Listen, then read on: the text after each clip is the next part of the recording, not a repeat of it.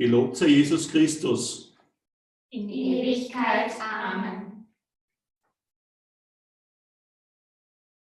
Ich darf alle ganz herzlich zur Karfreitagsliturgie der Pfarre Göss begrüßen. Wir sind heute ja nicht in der Kirche, sondern fast alle sind zu Hause vor den Computern, vor den Smartphones und wir sind froh, dass wir da heute teilnehmen können. Am Karfreitag hören wir jedes Jahr neu die Geschichte des Leidens und Sterbens Jesu. Er hat durch seinen Tod unseren Tod überwunden. Durch seine Auferstehung hat er das Leben neu geschaffen. Mit der Prostratio, lateinisch für hinwerfen, hinstrecken, am Beginn der Liturgie drücken die Zelebranten die Einsamkeit Jesu in seinem Leid aus. Normalerweise knien wir uns auch in der Kirche nieder. Heute halten wir für diese Zeit zu Hause am Computer, am Smartphone Stille. Der Priester eröffnet danach den Gottesdienst mit einem Gebet. Nicht wie üblich mit dem Kreuzzeichen, weil wir sind heute im zweiten Teil des dreitägigen Gottesdienstes, vom Gründonnerstag, Karfreitag zur Osternacht. In der ersten Lesung berichtet Jesaja vom Leiden und Sterben des Gottesknechtes. Durch die Person Jesu wird uns dieser Text klarer. Er ist dieser Mann der Schmerzen, der für uns gestorben ist. Unser Gott ist ein Gott, der unsere Sorgen und Nöte versteht. Das ist der Inhalt der zweiten Lesung aus dem Hebräerbrief. In der Leidensgeschichte nach Johannes begegnen wir Christus als dem wahren Osterlamm, der sein Leben für uns hingibt. Souverän steht er seinen Anklägern und Richtern gegenüber. Niemand kann ihm das Leben entreißen. Er selbst entscheidet es, in Gottes Hände zu legen.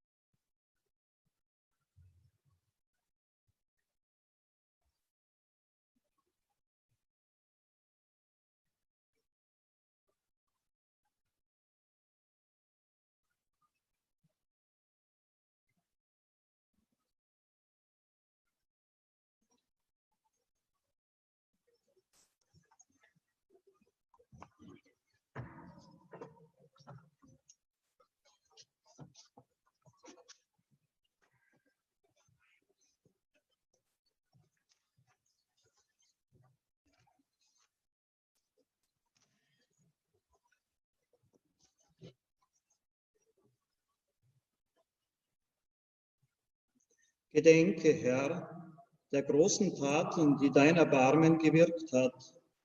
Schütze und heilige deine Diener, für die dein Sohn Jesus Christus sein Blut vergossen und das österliche Geheimnis eingesetzt hat, der mit dir lebt und herrscht in alle Ewigkeit. Amen.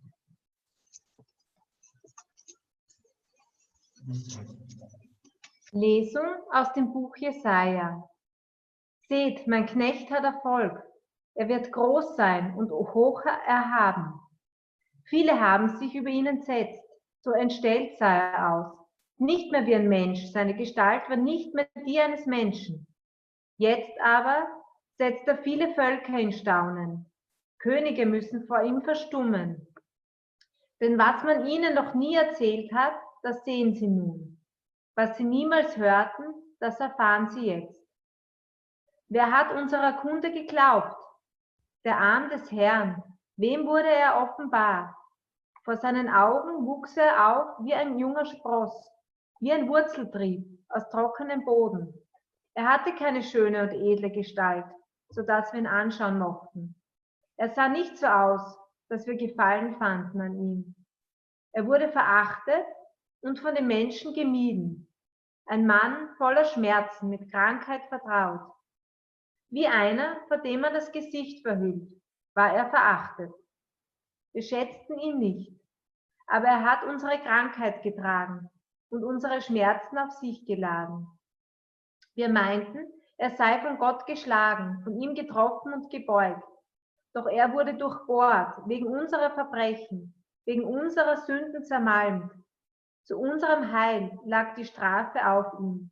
Durch seine Wunden sind wir geheilt.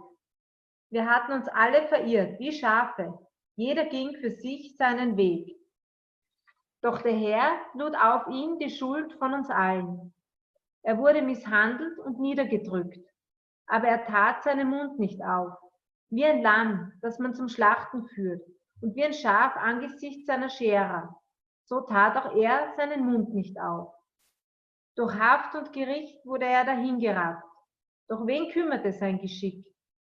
Er wurde vom Land der Lebenden abgeschnitten und wegen der Verbrechen seines Volkes zu Tode getroffen. Bei den Ruchlosen gab man ihm sein Grab, bei den Verbrechern seine Ruhestätte, obwohl er kein Unrecht getan hat und kein trügerisches Wort in seinem Mund war. Doch der Herr fand Gefallen an seinem zerschlagenen Knecht. Er rettete den, der sein Leben als Sühnopfer hingab.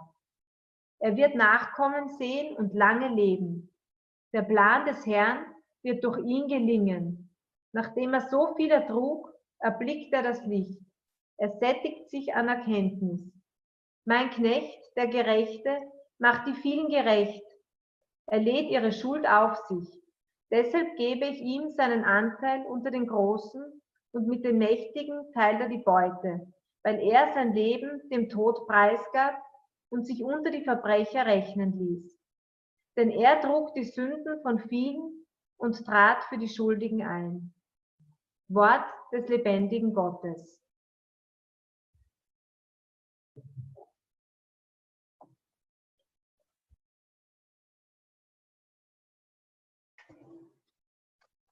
Vater, in deine Hände empfehle ich meinen Geist.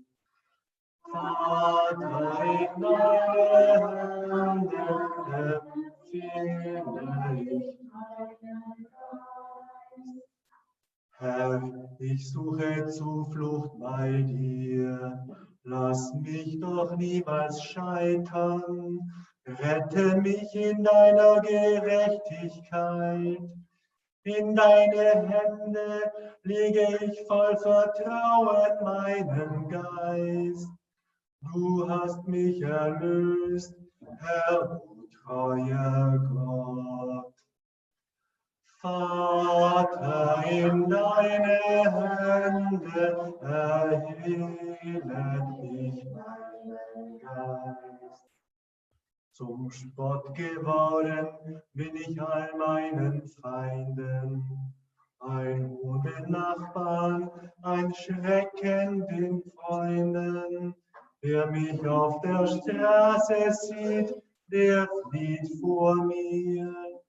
Dem Gedächtnis bin ich entschwunden wie ein Toter. Ich bin geworden wie ein zerbrochenes Gefäß.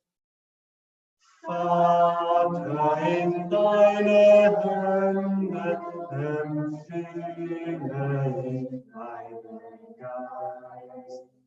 Ich aber, Herr, ich vertraue dir. Ich sage, du bist mein Gott.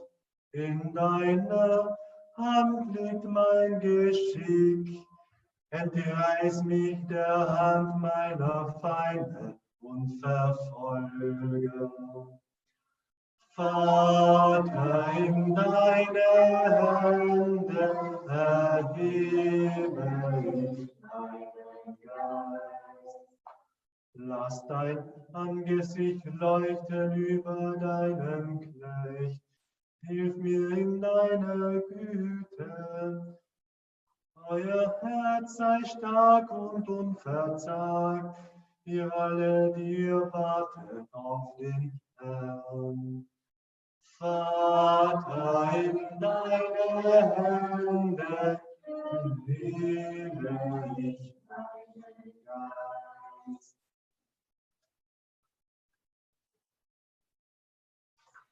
Lesung aus dem Hebräerbrief. Da wir nun einen erhabenen Hohepriester haben, der die Himmel durchgeschritten hat, Jesus, der Sohn Gottes, lass uns an dem Bekenntnis festhalten.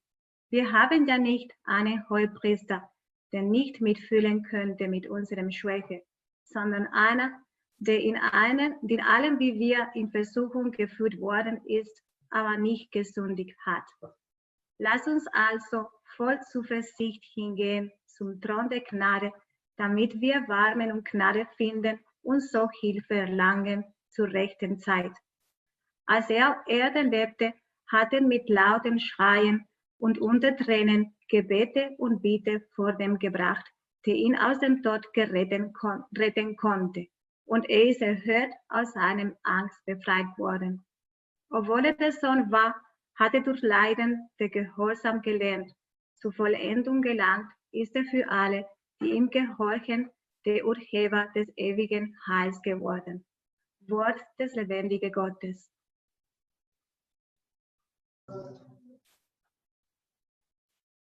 Lob dir, Christus, König und Erlöser. Lob dir, Christus, König und Erlöser. Christus war für uns gehorsam bis zum Tod am Kreuze. Darum hat ihn Gott über alle erhöht und ihm den Namen verliehen, der größer ist als alle Namen.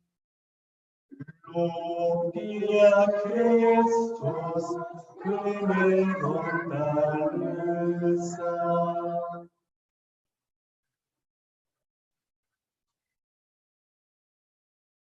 Wir hören nun das Leiden unseres Herrn Jesus Christus nach Johannes.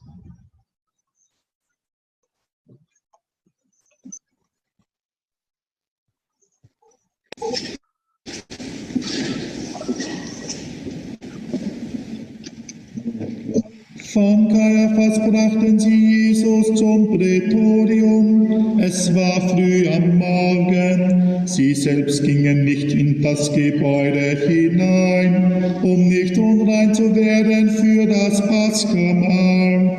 Deshalb kam Pilatus zu ihnen heraus und fragte: Welche Anklage hebt ihr gegen diesen Menschen? Sie antworteten ihm: Wenn er kein Übeltäter wäre, hätten wir ihn dir nicht ausgeliefert. Pilatus sagte zu ihnen: Nehmt ihr ihn doch und richtet ihn nach eurem Gesetz. Die Juden entgegneten ihm: Uns ist es nicht gestattet, jemand hinzurichten. So sollte sich das Wort Jesu erfüllen, mit dem er angedeutet hatte, auf welche Weise er sterben werde. Pilatus ging wieder in das Prätorium hinein, ließ Jesus rufen und fragte ihn: Bist du der König der Juden? Jesus erwiderte: Du sagst das von dir aus, oder haben es dir andere Pilatus entgegnete: Bin ich denn ein Jude? Dein eigenes Volk und die Hohenpriester haben dich an mich ausgeliefert. Was hast du getan? Jesus erwiderte: Mein Königtum ist nicht von dieser Welt. Wenn es von dieser Welt wäre, würden meine Leute kämpfen, damit ich den Juden nicht ausgeliefert würde. Aber mein Königtum ist nicht von hier. Pilatus sagte zu ihm: Also bist du doch ein König. Jesus erwiderte: Du sagst es, ich bin ein König, ich bin dazu geboren und dazu in die Welt gekommen, dass ich für die Wahrheit Zeugnis gebe. Jeder, der aus der Wahrheit ist, hört auf meine Stimme. Pilatus sagte zu ihm: Was ist Wahrheit? Nachdem er das gesagt hatte, ging er wieder zu den Juden hinaus und sagte zu ihnen: Ich finde keinen Grund, ihn zu verurteilen. Ihr seid es gewohnt, dass ich euch am Paschafest einen Gefangenen freilasse. Wollt ihr also, dass ich euch, den König der Juden, freilasse? Da schrien sie wieder: Nicht diesen, sondern den Barabbas. Barabbas aber war ein Räuber. Darauf ließ Pilatus Jesus geißeln. Die Soldaten flochten einen Kranz aus Dornen, den setzten sie ihm auf und legten ihm einen purpurroten Mantel um. Sie stellten sich vor ihm hin und sagten: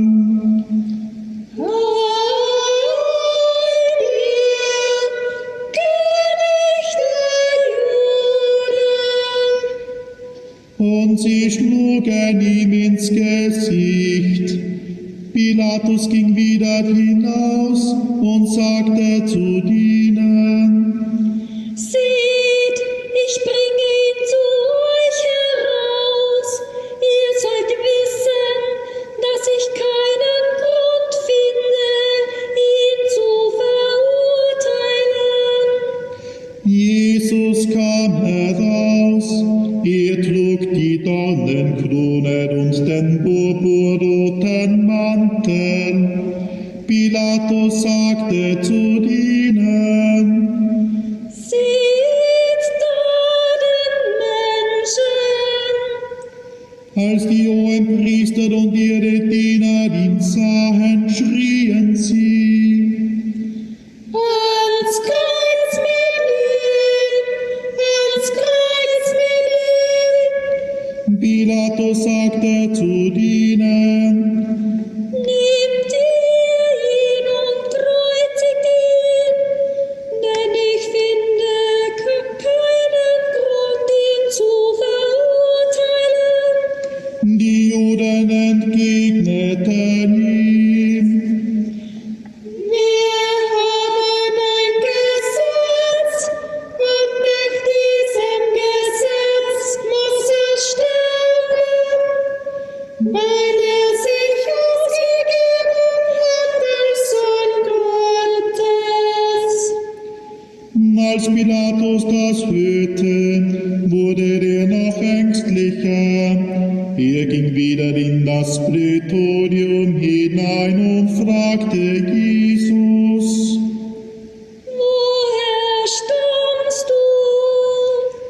Jesus aber gab ihm keine Antwort. Da sagte Pilatus zu ihm: Sprichst du nicht mit mir? Weißt du nicht, dass ich Macht habe, dich freizulassen und Macht, dich zu kreuzigen? Jesus entgegnete: Du hättest keine Macht über mich, wenn es dir nicht von oben gegeben wäre. Darum liegt größere Schuld bei dem, der mich dir ausgeliefert hat. Darauf wollte Pilatus ihn freilassen, aber die Juden schrien: Wenn du ihn freilässt, bist du kein Freund des Kaisers. Jeder, der sich als König ausgibt, lehnt sich gegen den Kaiser auf. Auf diese Worte hin ließ Pilatus Jesus herausführen, und er setzte sich auf den Richterstuhl an dem Platz, Delitostrodos heißt, hebräisch Gabbatha. Es war am Rösttag des Paschafestes, ungefähr um die 6. Stunde. Pilatus sagte zu den Juden: Da ist euer König. Sie aber schrien: Weg, weg mit ihm, kreuzige ihn. Pilatus aber sagte zu ihnen: Euren König soll ich kreuzigen. Die Hohenpriester erwiderten: Wir haben keinen König außer dem Kaiser. Da lieferte er ihnen Jesus aus zur Kreuzigung.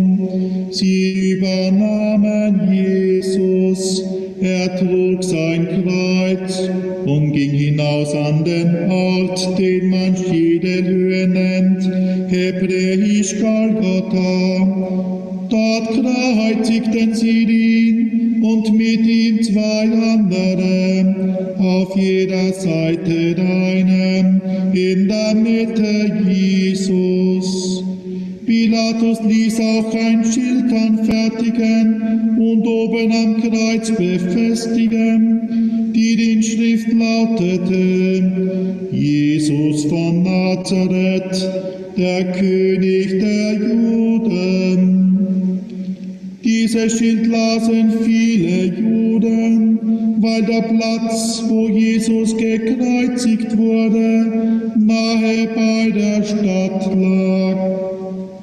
Die Inschrift war hebräisch, lateinisch und griechisch abgefasst. Die Hohenpriester der Juden sagten zu Pilatus: Schreib nicht König der Juden, sondern dass er gesagt hat: Ich bin der König der Juden. Pilatus entgegnete: Was ich geschrieben habe, habe ich geschrieben. Nachdem die Soldaten Jesus ans Kreuz geschlagen hatten, nahmen sie seine Kleider und machten 4 Teile daraus, für jeden Soldaten einen. Sie nahmen auch sein Untergewand, das von oben her ganz durchgewebt und ohne Naht war. Sie sagten zueinander: Wir wollen es nicht zerteilen, sondern darum losen, wem es gehören soll. Es sollte sich das Schriftwort erfüllen. Sie verteilen meine Kleider unter sich und warfen das Los um mein Gewand. Dies führten die Soldaten aus. Bei dem Kreuz Jesus standen seine Mutter und die Schwester seiner Mutter Maria, die Frau des Klopas, und Maria von Magdala. Als Jesus seine Mutter sah und bei ihr den Jünger, den er liebte, sagte er zu seiner Mutter: Frau, siehe dein Sohn. Dann sagte er zu dem Jünger: siehe deine Mutter. Und von jener Stunde an nahm sie der Jünger zu sich. Danach, als Jesus wusste, dass nun alles vollbracht war, sagte er, damit sich die Schrift erfüllte: Mich dürstet. Ein Gefäß mit Essig stand da. Sie steckten einen Schwamm mit Essig auf einen Ysopzweig und hielten ihn an seinen Mund. Als Jesus von dem Essig genommen hatte, sprach er: Es ist vollbracht. Es ist vollbracht. Und er neigte das Haupt und gab seinen Geist auf.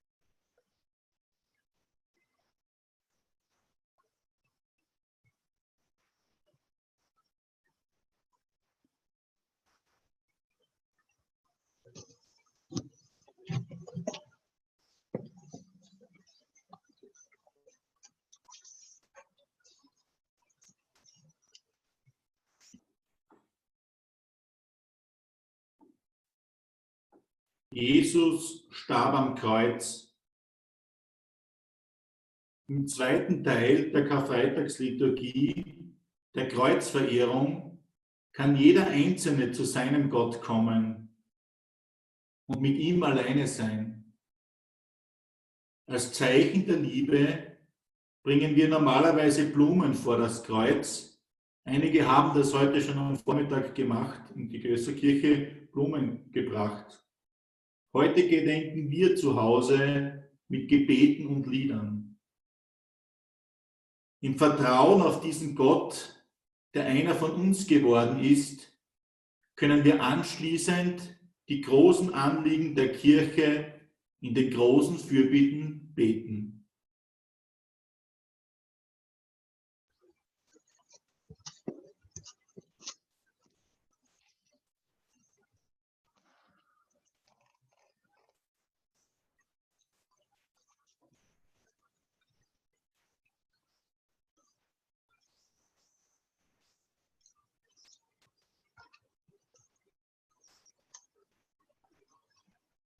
Seht das Volk des Kreuzes, an dem das Heil der Welt gefangen. Kommt, lasset uns anbeten.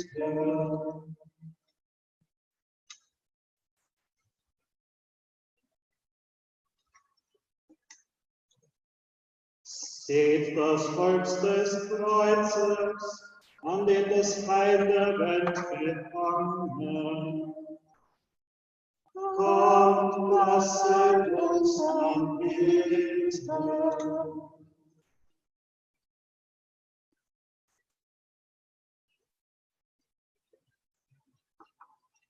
Seht das Holz des Kreuzes, an dem das Heil der Welt gefangen. Kommt, lasset uns anbeten.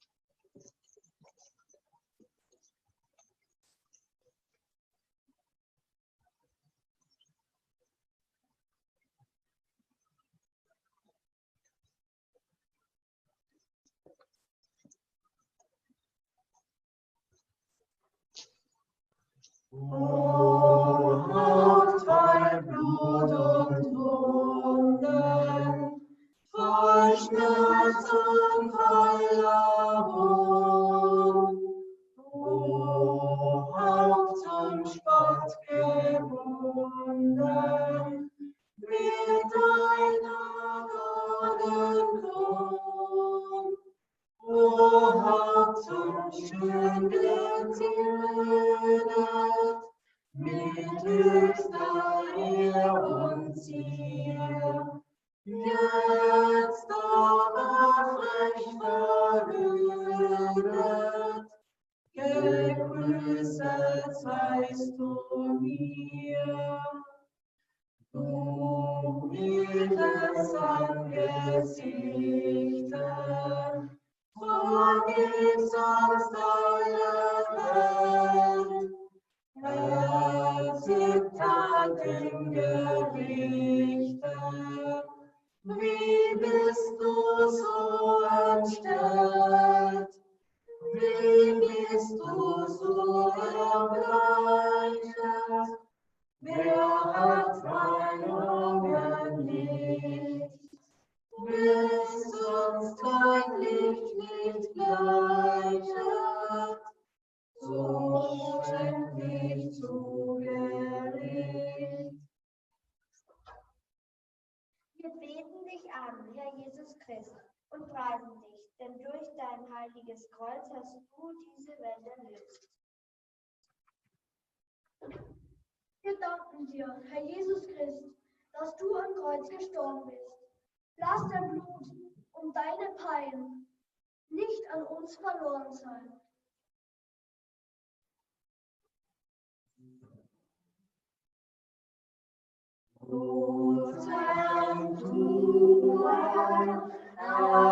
Adoramus Domini, resurrectionem tuam, laudamus Domini,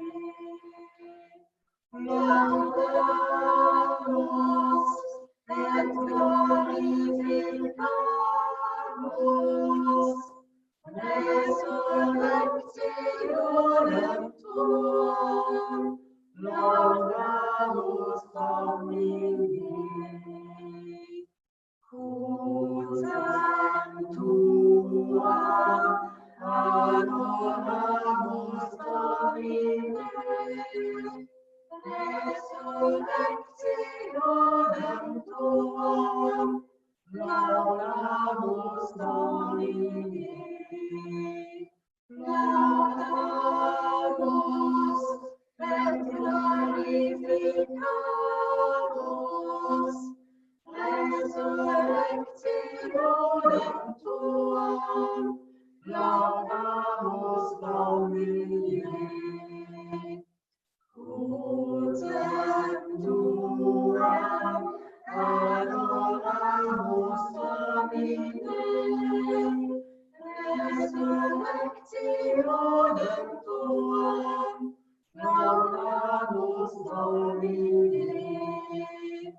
Laudamus et glorificamus, resurrectionem tuam, laudamus Domine.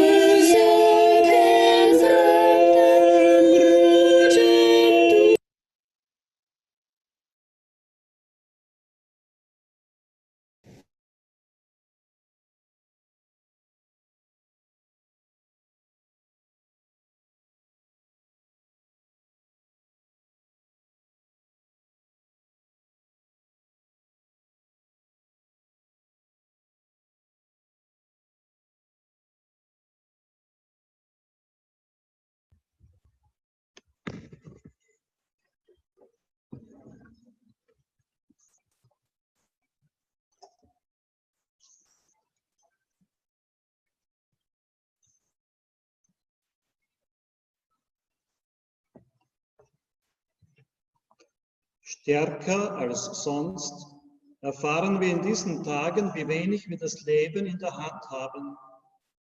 Geben wir dem besonders heute seinen Ausdruck. Solidarisch mit denen, die niedergedrückt sind, knien wir bei jeder Bitte nieder zum Gebet.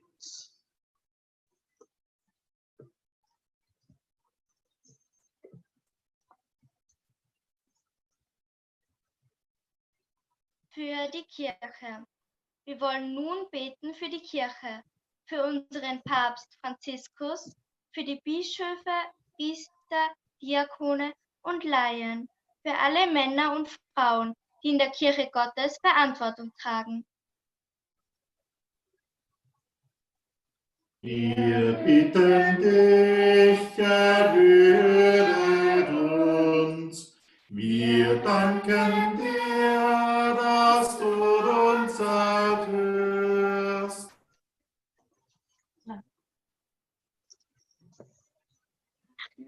Großer, dreieiniger Gott, du bist der gute Hirt und kennst alle unsere Wege. Du sendest den Geist allen Menschen in deiner Kirche. Begleite uns auf unserem Weg durch die Zeit, lass uns ein Zeichen deiner Liebe sein und uns mit Freude und Ausdauer deine Botschaft sichtbar machen. Darum bitten wir durch Christus, unseren Herrn.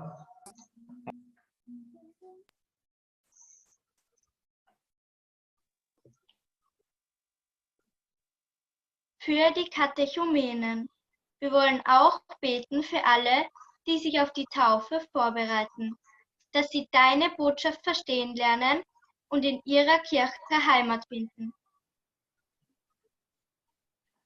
Wir bitten dich, erhöre uns. Wir danken dir, dass du uns erhörst.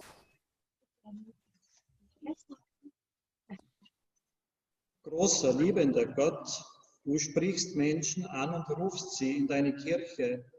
Lass die Taufe für sie zur Quelle der Freude und des Friedens werden. Und schenke ihnen Geborgenheit bei dir. Darum bitten wir durch Christus, unseren Herrn. Amen. Für die Einheit der Christen. Beten wollen wir auch für die Einheit aller Christen, damit alle, die an Christus glauben, nach der Wahrheit suchen, die von Gott kommt. Wir bitten dich, erhöre uns. Wir danken dir, dass du uns erhörst. Guter, dreieiniger Gott, du bist der Vater aller, die an dich glauben. Führe uns alle zusammen zu einer Gemeinschaft von Schwestern und Brüdern. Darum bitten wir durch Christus, unseren Herrn. Amen. Amen. Für die Juden. Wir wollen beten für die Juden, zu denen Gott zuerst gesprochen hat, dass sie seinem Bund die Treue halten. Wir bitten dich, erhöre uns. Wir danken dir, dass du uns erhörst. Du, großer, ewiger Gott, du hast Abraham und seinen Nachkommen deine Verheißung gegeben. Leite das Volk, das du zuerst erwählt hast, zur Fülle deiner Freude. Darum bitten wir durch Christus, unseren Herrn. Amen. Für alle, die nicht an Christus glauben. Beten wir nun für alle, die nicht an Christus glauben, dass auch sie vom Heiligen Geist geführt werden und nicht aufhören, nach der Wahrheit zu suchen. Wir bitten dich, erhöre uns. Wir danken dir, dass du uns erhörst. Du liebender Gott und Vater aller, die auf dich schauen, zeige auch all denen, die nicht an Christus glauben, deine Liebe und führe sie zu dir. Darum bitten wir durch Christus, unseren Herrn. Amen. Für alle, die nicht an Gott glauben. Wir wollen auch beten für alle, die von Gott nichts wissen oder nichts wissen wollen, dass auch sie nach Gerechtigkeit und Menschlichkeit suchen. Wir bitten dich, erhöre uns. Wir danken dir, dass du uns erhörst. Großer und guter Gott, du liebst alle Menschen ohne Unterschied. Sei auch bei denen, die nichts von dir wissen wollen. Zeige dich auch durch unsere Mithilfe denen, die dich nicht kennen, damit alle Menschen zu dir gelangen. Darum bitten wir durch Christus, unseren Herrn. Amen. Für die Regierenden und den Frieden. Beten wollen wir auch für alle Regierenden und Machthaber, dass sie die ihnen gegebene Macht für Gerechtigkeit und Frieden einsetzen. Wir bitten dich, erhöre uns. Wir danken dir, dass du uns erhörst. Und segnen Allmächtiger, ewiger Gott, du lässt die Sonne aufgehen über Gerechte und Ungerechte. Mach den Regierenden immer mehr bewusst, dass sie über Menschen entscheiden, die von dir geliebt sind. Darum bitten wir durch Christus, unseren Herrn. Amen. Für eine Welt. Wir wollen auch beten für die Welt, die du uns anvertraut hast, dass immer mehr ein Stück Reich Gottes in ihr sichtbar wird. Wir bitten dich, erhöre uns. Wir danken dir, dass du uns erhörst. Großer Gott, Schöpfer unserer Welt, lass uns zusammen wachsen zu einer Welt mit gleichen Rechten und Möglichkeiten für alle Menschen. Zeige uns Wege, deine Schöpfung zu achten und zu bewahren. Darum bitten wir durch Christus, unseren Herrn. Amen. Für alle notleidenden Menschen.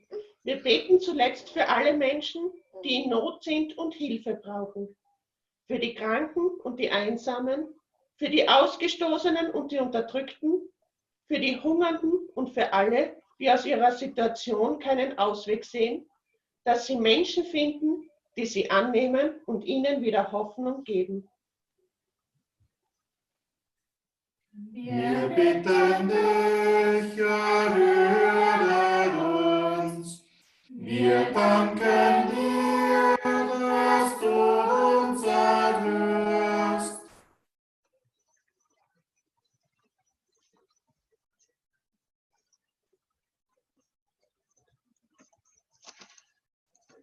Allmächtiger, ewiger Gott, du bist uns Zuflucht und Stärke. Viele Generationen haben dich als mächtig erfahren, als Helfer in allen Nöten. Steh allen bei, die von dieser Krise, die wir heute erleben, betroffen sind. Und stärke in uns den Glauben, dass du alle Menschen in deinen guten Händen hältst. Die Verstorbenen aber nimm auf in dein Reich, wo sie bei dir Geborgenheit erfahren. Darum bitten wir durch Christus, unseren Herrn. Amen.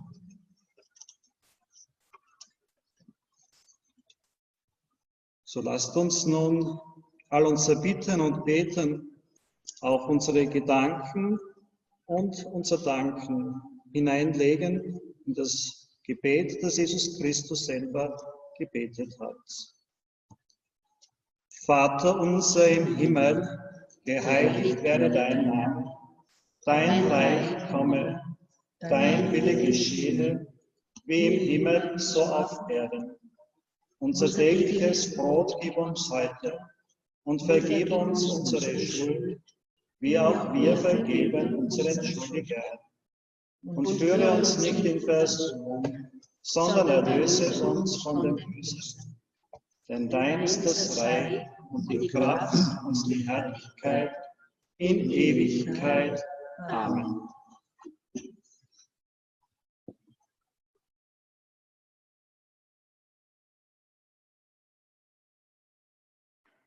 Damals, nach dem Tod Jesu, waren die Jünger ängstlich, verwirrt, in alle Winde zerstreut.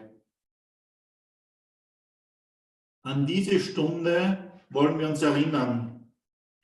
Jesus ist gestorben. Wir haben heute keine Gemeinschaft in der Eucharistie mit ihm. Jetzt dürfen wir Jesus zum Grab begleiten, indem uns Pfarrer Martin das Evangelium zur Grablegung vorliest.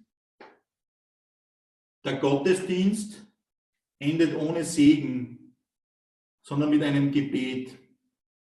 Der Gottesdienst wird ja morgen fortgesetzt in der Osternachtsfeier. Fort, Tod, ich sehe ihn nicht mehr, werden wir zum Abschluss als Lied dann noch hören.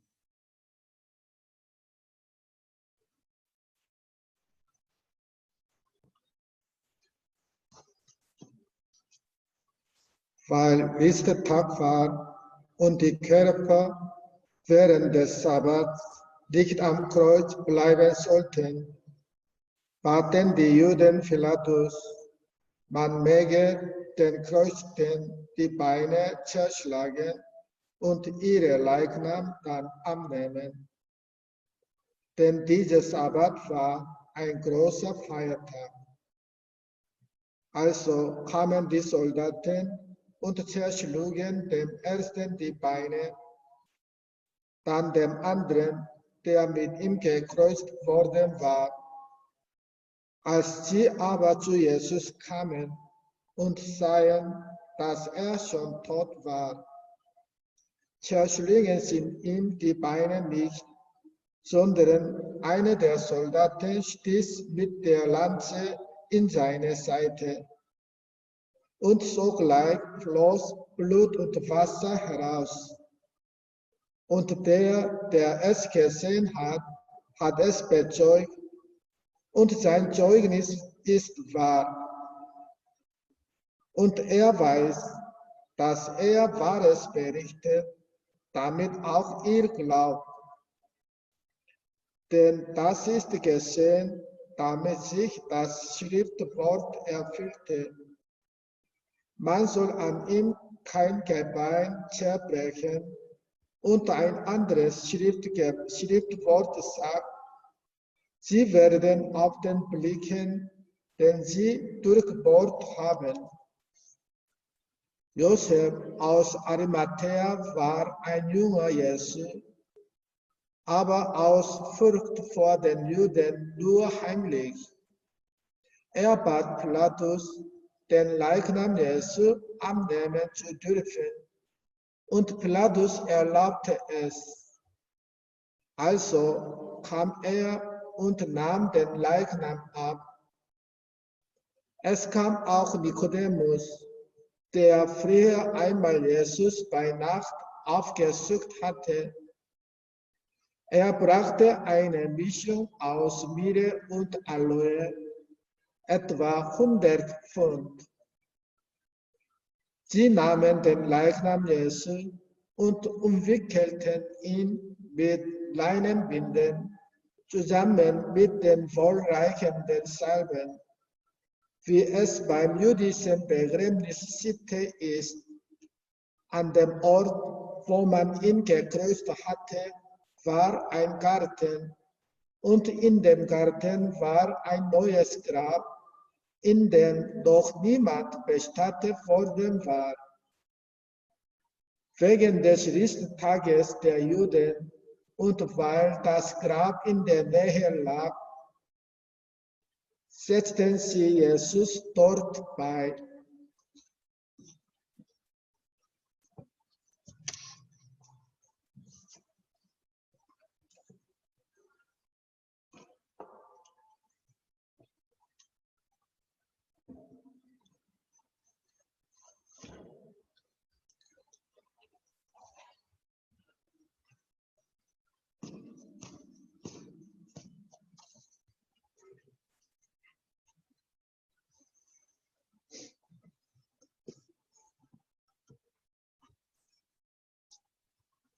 Herr, unser Gott, reicher Segen komme herab auf dein Volk, das den Tod deines Sohnes gefeiert hat, uns die Auferstehung erwartet. Schenk ihm Verzeihung und Trost, Wachstum im Glauben und die ewige Erlösung. Darum bitten wir durch Christus, unseren Herrn. Amen. Ich möchte danken für die Mitfeier. Morgen schließen wir den dreitägigen Gottesdienst ab mit der Feier der Osternacht um 20 Uhr.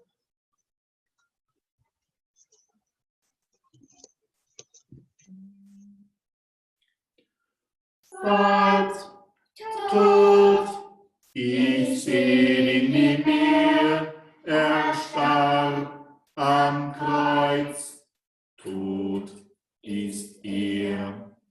Fahrt, Tod, ich seh ihn nie mehr, er starb am Kreuz. Tod ist er. Nie mehr